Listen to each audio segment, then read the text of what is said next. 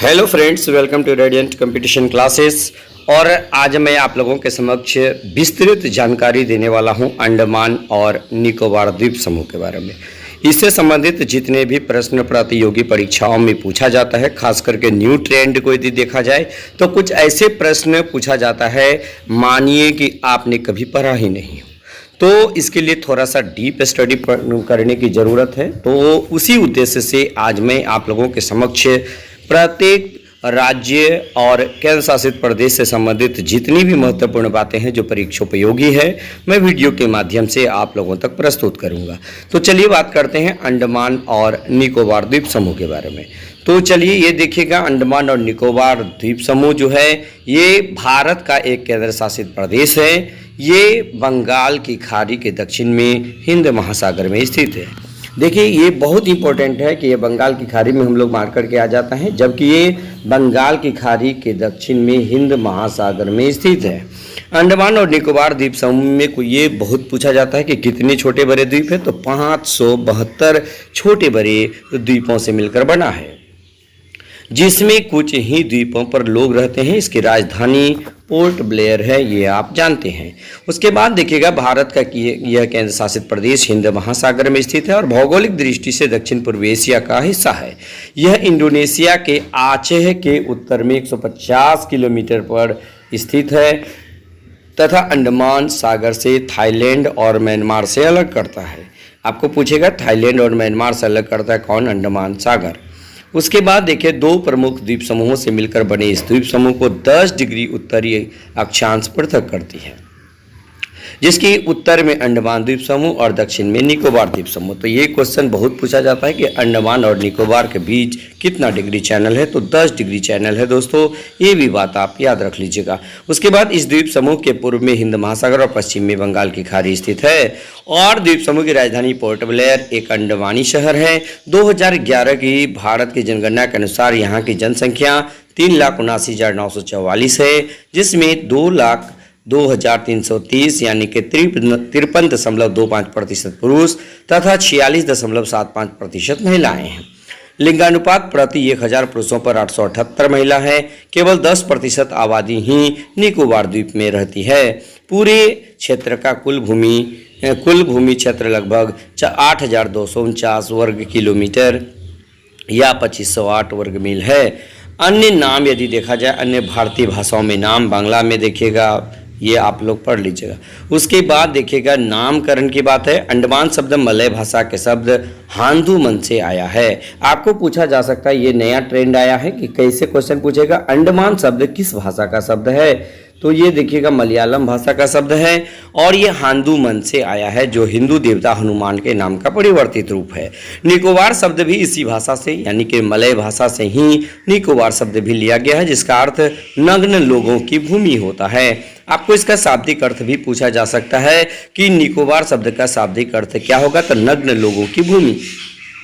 हिंद महासागर में बसा निर्मल और शांत अंडमान पर्यटकों के लिए मन को असीम आनंद की अनुभूति कराता है। भारत का एक लोकप्रिय द्वीप समूह है। अंडमान अपने आंचल में मूंगा भित्ति, साफ स्वच्छ सागर तट, पुरानी स्मृतियों से जुड़े खंडहर और अनेक प्रकार के दुर्लभ वनस्पतियां संजोए हैं। सुंदरता में एक से बढ़कर एक यहाँ कुल 572 द्वीप हैं। अंडमान का लगभग 86% क्षेत्रफल जंगलों से ढका हुआ है। समुद्री जीवन, इतिहास और जल क्रीड़ाओं में रुचि रखने वाले पर्यटकों को यह द्वीप बहुत रास आता है।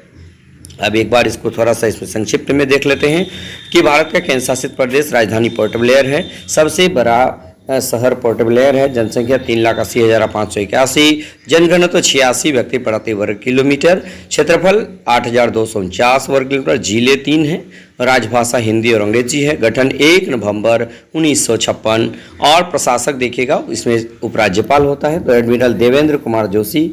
अब देखिएगा, ये करेंट में अगर बदला हो तो आप एक बार देख लीजिएगा। डाक सूचक ये समय समय पर बदलता रहता है, आप इसको जरूर देख लीजिएगा। और इस पर अंग्रेजों का शासन हो गया। बाद में दूसरे विश्व युद्ध के दौरान जापान द्वारा इस पर अधिकार कर लिया गया था। कुछ समय के लिए यह द्वीप नेताजी सुभाष चंद्र बोस की आज़ाद हिंद फौज के अधीन भी रहा था। बहुत कम लोगों को ही पता होगा कि देश में कहीं भी पहली बार पोर्ट ब्लेयर में ही तिरंगा फहराया गया था। देखिएगा, बहुत इंपॉर्टेंट है। अभी तिरंगा पर हर घर तिरंगा के तहत ये बात भी आपको पूछा जा सकता है कि देश में कहीं भी पहली बार यदि झंडा फहराया गया था, तिरंगा फहराया गया था, तो ये पोर्ट ब्लेयर में ही फहराया गया था। ये VVI आप इसको याद रख लीजिएगा। यानी देखिएगा, कहा भी जाता है, बहुत ही कम लोगों को पता होगा कि देश में कहीं भी पहली बार पोर्ट ब्लेयर में ही तिरंगा फहराया गया था। यहाँ नेताजी सुभाष चंद्र बोस ने 30 सितंबर 1943 को यूनियन जैक उतारकर तिरंगा झंडा फहराया था। तो किसने फहराया था? नेताजी सुभाष चंद्र बोस ने। कब? 30 दिसंबर 1943 को। ये यूनिक क्वेश्चन है। इसलिए अंडमान निकोबार प्रशासन की तरफ से 30 दिसंबर को हर साल एक भव्य कार्यक्रम मनाने की शुरुआत की गई है। जनरल लोकनाथन भी यहाँ के गवर्नर रहे थे।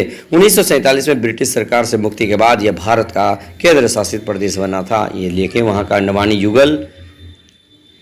उसके बाद देखिए, ब्रिटिश शासन द्वारा इस स्थान का उपयोग स्वाधीनता आंदोलन में दमनकारी नीतियों के तहत क्रांतिकारियों को भारत से अलग रखने के लिए किया जाता है। इसी कारण यह स्थान आंदोलनकारियों के बीच काला पानी के नाम से कुख्यात था। कैद के लिए पोर्ट ब्लेयर में एक अलग कारागार सेलुलर जेल का निर्माण किया गया था। ये बहुत बार पूछता है कि सेलुलर जेल कहाँ है, तो ये पोर्ट ब्लेयर में है, जो ब्रिटिश इंडिया के लिए एक साइबेरिया के समान था। 26 दिसंबर 2004 को सुनामी लहरों से इस द्वीप पर 6000 से ज़्यादा लोग मारे गए थे।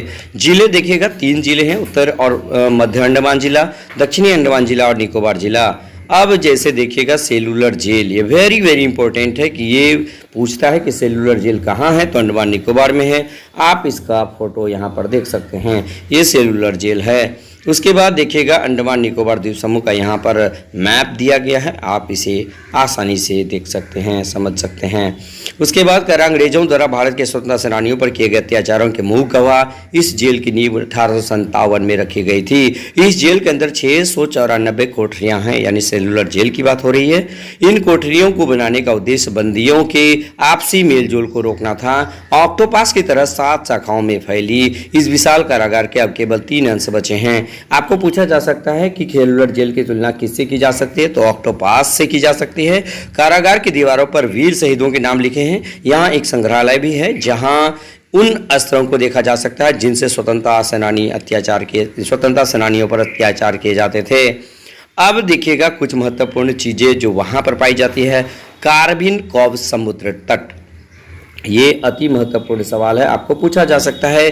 कार्बिन कोव समुद्र तट कहाँ पे है, तो ये अंडमान निकोबार द्वीप समूह में है। हरे भरे वृक्षों से घिरा यह समुद्र तट एक मनोरम स्थान है। यहाँ समुद्र में डुबकी लगाकर पानी के नीचे की दुनिया का अवलोकन किया जा सकता है। सोचिए, यहाँ पर समुद्र में डुबकी लगाकर पानी के नीचे की दुनिया का अवलोकन किया जा सकता है। ये कार्बन कोव समुद्र तट, यहाँ से सूर्यास्त का अद्भुत नजारा काफी आकर्षक प्रतीत होता है। यह बीच अपनी प्राकृतिक खूबसूरती के लिए लोकप्रिय है।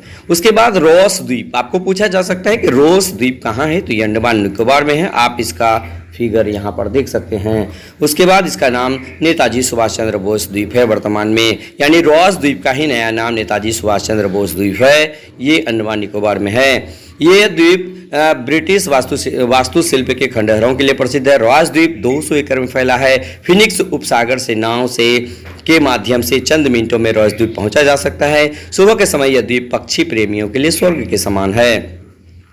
नेक्स्ट अति महत्वपूर्ण है पीपो घाट फार्म। 80 एकड़ में फैला पीपो घाट फार्म दुर्लभ प्रजातियों के पेड़ पौधों और जीव जंतुओं के लिए जाना जाता है। यहाँ एशिया का सबसे प्राचीन लकड़ी चिराई की मशीन शामिल है। बैरन द्वीप आप जानते हैं, ये सक्रिय ज्वालामुखी एकमात्र है जो अंडमान निकोबार द्वीप समूह में है। ये आप इसका फिगर देख सकते हैं, यानी कि देखिएगा, यह एकमात्र सक्रिय ज्वालामुखी है। यह द्वीप लगभग 3 किलोमीटर में फैला है। यहाँ का ज्वालामुखी 28 मई 2005 में फटा था, तब से इससे लावा निकल रहा है। It is located in north Andaman, यह उत्तरी अंडमान में स्थित है। डिगलीपुर, आप इसको जरूर नोट कर लीजिएगा, ये डिगलीपुर ये उत्तरी अंडमान द्वीप में स्थित प्रकृति प्रेमियों का बहुत पसंद आता है। यह स्थान संतरों, चावलों और समुद्री जीवन के लिए प्रसिद्ध है। यहाँ की शेडल पीक आसपास के द्वीपों से सबसे ऊंचा है। आपको पूछा जा सकता है सेडल पीक कहाँ की सर्वोच्च चोटी है, तो अंडमान निकोबार की है। ये 732 मीटर ऊंचा है। अंडमान की एकमात्र नदी कलपोंग यहीं बहती है। देखिएगा, अंडमान निकोबार की एकमात्र नदी कलपोंग यहीं बहती है। ये VVI क्वेश्चन है दोस्तों। चलिए उसके बाद देखिएगा, वाइपर द्वीप, यहाँ किसी जमाने में गुलाम भारत के लिए लाए गए बंदियों को पोर्ट ब्लेयर के पास वाइपर द्वीप पर उतारा जाता था। अब यह द्वीप एक पिकनिक स्थल के रूप में विकसित हो चुका है। यहाँ के टूटे फूटे फांसी के फंदे निर्मम अतीत के साक्षी बनकर खड़े हैं। यहीं पर शेर अली को भी फांसी दी गई थी, जिसे 1872 में भारत के गवर्नर जनरल लॉर्ड मेयो की हत्या की थी। वेरी इस बार भी BPSC में पूछा था दोस्तों कि लॉर्ड मेयो की अंडमान निकोबार में ही उसके ऑफिस में घुसकर छुरा मार दिया था। तो कौन मारा था? शेर अली मारा था, और इसी शेर अली को फांसी भी दे दिया गया था। ये अति महत्वपूर्ण, यानी कि भारत के एकमात्र गवर्नर जिसको उसके ऑफिस में घुसकर चाकू मारा, इस बार CDPO एग्जाम में पूछा गया था। और उसको कौन मारा था? शेर अली, और उसी को यहाँ पर फांसी दिया गया था। सिंक व रेड स्किन द्वीप, यानी कि देखिएगा सिंक व रेड स्किन द्वीप, इसका फिगर आप देख सकते हैं, ये हैवलॉक द्वीप का फिगर है। ये भी अंडमान निकोबार द्वीप समूह में है। यहाँ के स्वच्छ निर्मल पानी के सौंदर्य सैलानियों का मन मोह लेता है। इन द्वीपों में कई बार तैरती हुई डॉल्फिन मछलियों के झुंड देखे जा सकते हैं। शीशे की तरह पानी के नीचे जलीय पौधे व रंगीन मछलियों को तैरकर देखकर पर्यटक अपनी बाहरी दुनिया को अक्सर भूल जाते हैं। ये आवागमन का साधन भी है। देखिएगा, देश की प्रमुख एयरलाइंस की नियमित उड़ानें पोर्ट ब्लेयर से चेन्नई, कोलकाता, दिल्ली, बेंगलुरु, मुंबई, भुवनेश्वर को जोड़ती है। दिन भर में 18 उड़ानें हैं। उपराज्यपाल श्री प्रोफेसर जगदीश मुखी के प्रयासों से हवाई किराया भी काफी कम हो गया है। जलमार्ग देखिएगा, कोलकाता, चेन्नई, विशाखापट्टनम से जलयान पोर्ट ब्लेयर जाते हैं। जाने में 2-3 दिन का समय लगता है। पोर्ट ब्लेयर से जहाज छूटने का कोई निश्चित समय नहीं है। तो दोस्तों, आज हम लोग यहाँ पर कंप्लीट किए हैं अंडमान निकोबार द्वीप समूह के सभी सीक्रेट प्रश्न को। आप इसे जरूर नोट कर लीजिएगा। फिर नेक्स्ट टाइम मैं दूसरे टॉपिक लेकर उपस्थित होऊंगा। तब तक के लिए धन्यवाद।